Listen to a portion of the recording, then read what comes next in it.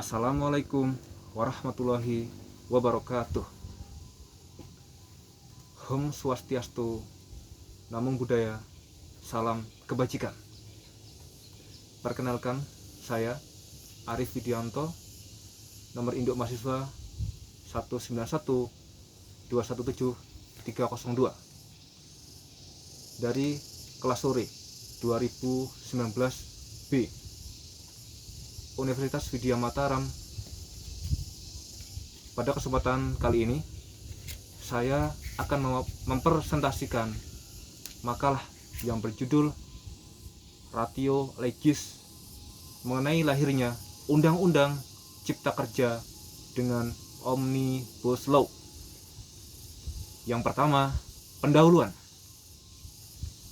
Latar belakang mengapa penelitian ini dilakukan. Hukum merupakan cikal bakal pengaturan kehidupan dalam suatu negara.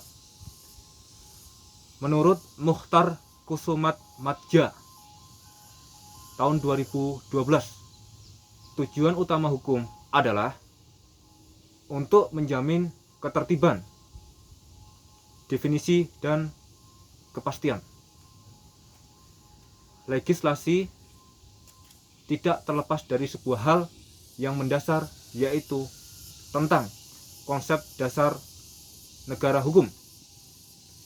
Indonesia merupakan negara sebagaimana yang termuat dalam Undang-Undang Dasar 1945 Pasal 1 Ayat 3 yang memiliki konsekuensi bahwa setiap sikap, kebijakan, dan perilaku alat negara dan warga negara harus sesuai dan berdasarkan dengan hukum. Dewasa ini, legislasi atau proses pembentukan peraturan perundang-undangan di Indonesia masih belum terselesaikan dengan sempurna.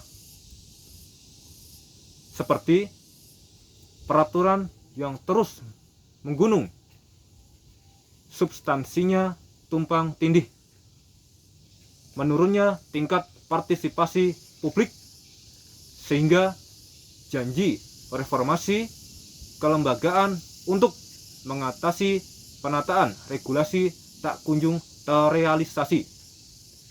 Selain itu, kesemrawutan peraturan perundang-undangan di daerah juga mengakibatkan lambannya akselerasi pembangunan dan membuat aturan tersebut tidak stabil secara hukum. Dalam rangka mengatasi permasalahan tersebut, gagasan mengenai Omnibus Law dianggap Presiden Joko Widodo sebagai alternatif penyelesaian akibat konflik regulasi yang banyak, semrawut, dan tumpang tindih, sehingga berdampak pada ketidakharmonisan dan ketidaksinkronan antar regulasi serta menghambat upaya perencanaan program percepatan pembangunan dan peningkatan kesejahteraan masyarakat Indonesia. Omnibus Law adalah sebuah aturan baru yang dibuat untuk menggantikan aturan-aturan yang ada sebelumnya. Dengan kata lain, Omnibus Law mengatur banyak hal dalam satu undang-undang saja. Jika Omnibus Law dipahami sebagai jenis peraturan perundang-undangan, maka jika Omnibus Law dipahami sebagai jenis peraturan perundang-undangan, maka Omnibus Law tersebut dapat dikatakan dengan istilah undang-undang payung, di mana undang-undang payung tersebut sering dimaknai dengan undang-undang yang merupakan induk dari undang-undang lainnya, sehingga secara tidak langsung memposisikan undang-undang Omnibus Law berada lebih tinggi secara hierarki dibanding dengan undang-undang sektoral. Hal tersebut menjadi permasalahan yang perlu dikaji lebih lanjut dalam penelitian ini. Berdasarkan latar belakang di atas, penulis melakukan penelitian dengan tujuan sebagai berikut. Yang pertama, menganalisis mengenai ratio legis mengenai proses pembentukan Undang-Undang Cipta Kerja dengan Omnibus Law. Kedua, menganalisis mengenai kedudukan Omnibus Law dalam perancangan Undang-Undang Cipta Kerja di Indonesia. Kemudian, metodologi penelitian yang digunakan dalam penelitian ini, ruang lingkup penulisan ini dititik beratkan pada persoalan lahirnya Undang-Undang Cipta Kerja dengan Omnibus Law dalam sistem perundang-undangan Indonesia. Penulisan ini merupakan penulisan normatif atau menitik beratkan pada penulisan kepustakaan. Penelitian ini bersifat deskriptif analitik, yaitu penelitian untuk menyelesaikan masalah dengan cara mendeskripsikan masalah melalui pengumpulan, penyusunan, dan penganalisaan data, kemudian dijelaskan dan selanjutnya diberi penilaian. Kemudian, jenis data yang digunakan dalam penelitian ini adalah data sekunder serta teknik pengumpulan data yang digunakan penulis dalam penelitian ini adalah melalui studi kepustakaan, yaitu suatu metode pengumpulan data dengan cara membaca, mempelajari, atau mengkaji buku-buku, jurnal, hasil penelitian hukum, dan sumber-sumber tertulis kepustakaan lainnya yang berhubungan dengan objek penelitian.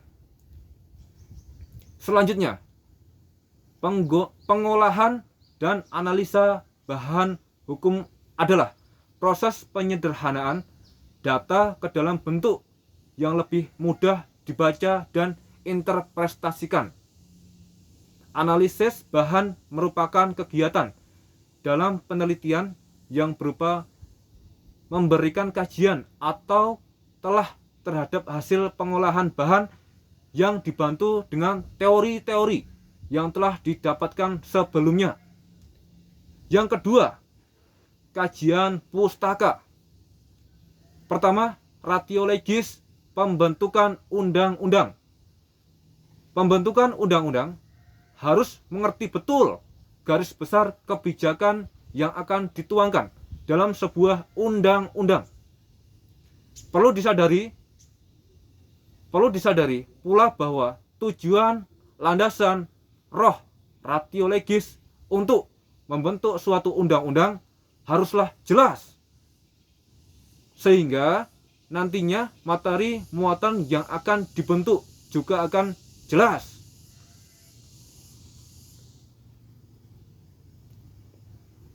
Hal ini dikarenakan penyusunan materi muatan harus mengacu kepada kebutuhan untuk memenuhi tujuan undang-undang yang telah dirumuskan. Ratio legis adalah pemikiran hukum menurut akal sehat, akal budi, atau akal budi yang secara nalar, yang merupakan alasan atau tujuan dari lahirnya peraturan hukum. Berdasarkan pengertian tersebut, dalam kaitannya sebuah undang-undang, maka harus dipahami juga bahwa ratio legis hampir sama dengan pengertian hakikat hukum, yaitu merupakan intisari atau dasar undang-undang. Sebagai upaya mengetahui ratio legis atau dasar pemikiran pembentukan sebuah undang-undang dapat diketahui dengan membaca naskah akademis yang sebelumnya telah disusun. Naskah akademis disusun dalam sebuah kegiatan penelitian ilmiah menghasilkan pemikiran rasional, kritis, dan objektif. Oleh karena itu, adanya naskah akademis penting untuk menguraikan pemikiran-pemikiran yang mendalam sebelum akhirnya pemikiran tersebut disusun dalam sebuah naskah undang-undang. Yang kedua, proses pembentukan undang-undang di Indonesia. Peraturan perundang-undangan adalah setiap putusan tertulis yang dibuat, ditetapkan, dan dikeluarkan oleh lembaga dan atau pejabat negara yang mempunyai atau menjalankan fungsi legislatif sesuai dengan tata cara yang berlaku. Proses pembentukan undang-undang secara garis besar diatur dalam Undang-Undang Dasar Negara Kesatuan Republik Indonesia 1945, yaitu dalam pasal 5 ayat 1 yang menentukan Presiden berhak mengajukan rancangan undang-undang kepada DPR, dan pasal 20 ayat 1 menentukan DPR memegang kekuasaan untuk membentuk undang-undang. Selanjutnya, di dalam pasal 20 ayat 2 Undang-Undang Negara Kesatuan Republik Indonesia 1945 diatur bahwa setiap rancangan undang-undang dibahas oleh DPR dan Presiden untuk mendapatkan persetujuan bersama. Usulan pembentukan Undang-Undang Dasar Undang-Undang dapat diajukan oleh pemerintah atau DPR melalui prosedur yang telah diatur dalam peraturan perundang-undangan. Dalam proses penyelarasaan naskah akademik dilakukan oleh Badan Pembina Hukum Nasional atau BPHN. Sedangkan dalam proses pengharmonisasian RUU dilakukan oleh Direktorat Jenderal Peraturan Perundang-undangan atau Ditjen PP. Selanjutnya, Undang-Undang Nomor 12 Tahun 2011 tentang pembentukan peraturan perundang-undangan. Secara garis besar, proses pembentukan undang-undang terbagi menjadi 5 tahap, yakni perencanaan, penyusunan, pembahasan, pengesahan, dan pengundangan. Ketiga, pengertian Omnibus Law. Fahri Bahmid mengatakan bahwa Omnibus Law merupakan suatu konsep produk hukum yang berfungsi untuk mengkonsolidir sebagai tema, materi, subjek, dan peraturan perundang-undangan pada setiap sektor yang berbeda untuk menjadi satu produk hukum besar. Menurut Eka Westri Prajwalita Widyati, Omnibus Law merupakan teknik perancangan yang menggabungkan beberapa perundang-undangan dalam satu paket dengan tujuan untuk meningkatkan aksesibilitas peraturan perundang-undangan yang memiliki bentuk yang sama dengan undang-undang. Yang ketiga, pembahasan. Yang pertama, ratio legis mengenai pembentukan Undang-Undang Cipta Kerja dengan Omnibus Law. Pada awalnya, tahap-tahap pembentukan Undang-Undang Cipta Kerja dinilai sudah sesuai dengan ketentuan yang diatur dalam Undang-Undang Nomor 12 Tahun 2011 tentang pembentukan peraturan perundang-undangan. Semua proses pembuatan Undang-Undang Omnibus Law sudah sesuai prosedural, hukum, dan tidak ada mekanisme yang dilompati atau dilanggar. Tahapan penyusunan Undang-Undang Cipta Kerja yaitu sebagai berikut. A. Penyusunan awal. Yang pertama, substansi. Dibahas pada sidang kabinet, rapat terbatas kabinet, rapat koordinasi, dan rapat panitia agar rapat panitia antar kementerian atau lembaga. Kedua, melibatkan akademisi, pengamat atau ahli, serikat pekerja atau buruh, pelaku UMK, LSM, dan pemangku kepentingan lainnya. Ketiga, Kementerian Hukum dan Hak Asasi Manusia melakukan pengharmonisasian substansi dan legal drafting naskah akademik dan RUU Cipta Kerja. Poin B, disampaikan ke Presiden. Atas Presiden, RUU Omnibus Law Cipta Kerja masuk tahap finalisasi tanggal 15 Januari 2020. Poin C, RUU Cipta Kerja ditetapkan sebagai prolegnas prioritas tahun 2020. DPR RI menetapkan RUU Cipta Kerja sebagai program legislasi nasional atau prolegnas prioritas tahun 2020 di rapat paripurna tanggal 22 Januari 2020. Poin D, diajukan ke DPR RI. Poin pertama, Presiden menyampaikan RUU Cipta Kerja kepada Ketua DPR RI melalui surat Presiden. Poin kedua, Menko Perekonomian bersama Menteri terkait menyampaikan surat Presiden dan naskah RUU Cipta Kerja kepada Ketua dan Wakil Ketua DPR RI tanggal 12 Februari 2020. Selanjutnya, poin E, konsultasi publik. Pada konsultasi publik ini, yang pertama, dialog publik di Universitas Airlangga Surabaya pada tanggal 28 Februari 2020. Poin kedua, penyerapan aspirasi publik di Universitas Padjadjaran Bandung pada tanggal 11 Maret 2020. Poin ketiga, diskusi publik di kampus UIN Syarif Hidayatullah Jakarta pada tanggal 11 Maret 2020.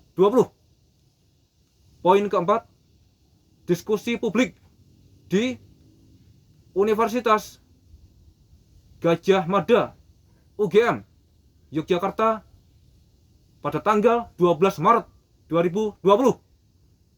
Poin kelima, diskusi publik di Universitas Trisakti Jakarta pada tanggal 13 Maret 2020.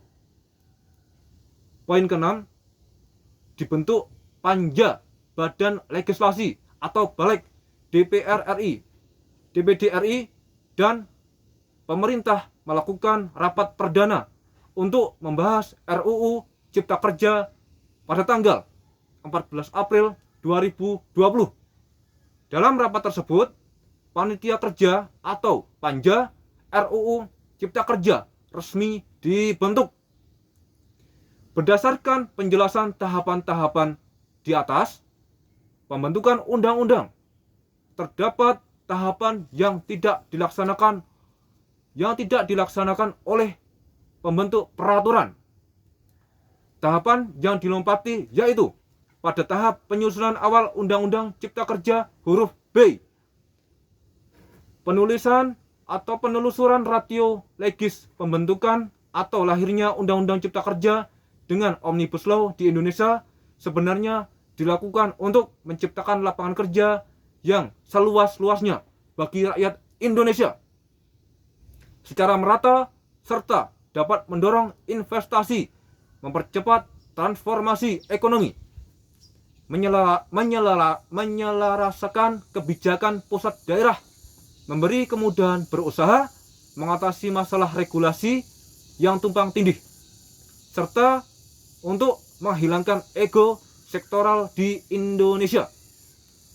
Namun, dalam proses pembentukan Undang-Undang Cipta Kerja dianggap bertentangan dengan Undang-Undang Dasar 1945 dan tidak mempunyai kekuatan hukum mengikat secara bersyarat jika tidak dilakukan perbaikan dalam waktu kurun 2 tahun sejak putusan pengujian formil Undang-Undang Cipta Kerja diucapkan. Kemudian dilakukan penelusuran ratio legis pada pengujian undang-undang pada Mahkamah Konstitusi yang dilakukan dengan mencermati proses pembentukan Undang-Undang Nomor 11 Tahun 2020 tentang Cipta Kerja atau Undang-Undang Cipta Kerja. Sebanyak 6 perkara pengujian Undang-Undang Cipta Kerja digabung pemeriksaannya. Menurut Yainal, terdapat adanya pelanggaran dalam pembentukan Undang-Undang Cipta Kerja dan dalam penyusunan Undang-Undang Cipta Kerja tidak bisa dengan mudah melihat metode formil yang disamakan dengan penyusunan undang-undang dalam konsep biasa.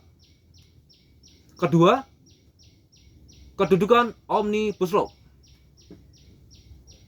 Tinjauan atas kedudukan Omnibus Law Cipta Kerja dalam sistem peraturan perundang-undangan di Indonesia dapat didasarkan pada Undang-Undang Nomor 12 Tahun 2011 tentang pembentukan peraturan perundang-undangan sebagaimana yang telah diubah dengan Undang-Undang Nomor 15 Tahun 2019 tentang perubahan atas Undang-Undang Nomor 12 Tahun 2011 tentang pembentukan peraturan perundang-undangan, yaitu juga mengacu pada pasal 7 ayat 1 Undang-Undang Nomor 12 Tahun 2011. Meskipun sesungguhnya Undang-Undang Pembentukan Peraturan Perundang-undangan dan perubahannya memang tidak mengenal istilah Omnibus Law. Secara teori perundang-undangan di Indonesia, kedudukan undang-undang dari konsep Omnibus Law belum diatur, namun bisa ditemukan legitimasi yang rasional jika melihat sistem perundang-undangan di Indonesia. Dalam Omnibus Law ini, materi peraturan perundang-undang yang diintegrasikan diubah menyeluruh atau sebagian sesuai dengan kebutuhan. Undang-Undang Nomor 11 Tahun 2020 tentang Cipta Kerja secara deklaratif merupakan undang-undang pertama yang menggunakan metode Omnibus Law yang diterapkan di Indonesia. Proses pembentukan legislasi Undang-Undang Cipta Kerja serta dalam penyusunan naskah akademik dan draft rancangan Undang-Undang Cipta Kerja dilakukan sesuai dengan Undang-Undang Nomor 12 Tahun 2011 tentang pembentukan peraturan perundang-undangan dan Undang-Undang Nomor 15 Tahun 2019 tentang perubahan atas Undang-Undang Nomor 12 Tahun 2011 tentang pembentukan peraturan perundang-undangan yang merupakan syarat substantif dan syarat teknis dalam pembentukan peraturan perundang-undangan. Demikian paparan ini isi makalah penelitian yang dapat saya sampaikan. Terima kasih atas perhatian Bapak dan Ibu. Wassalamualaikum warahmatullahi wabarakatuh.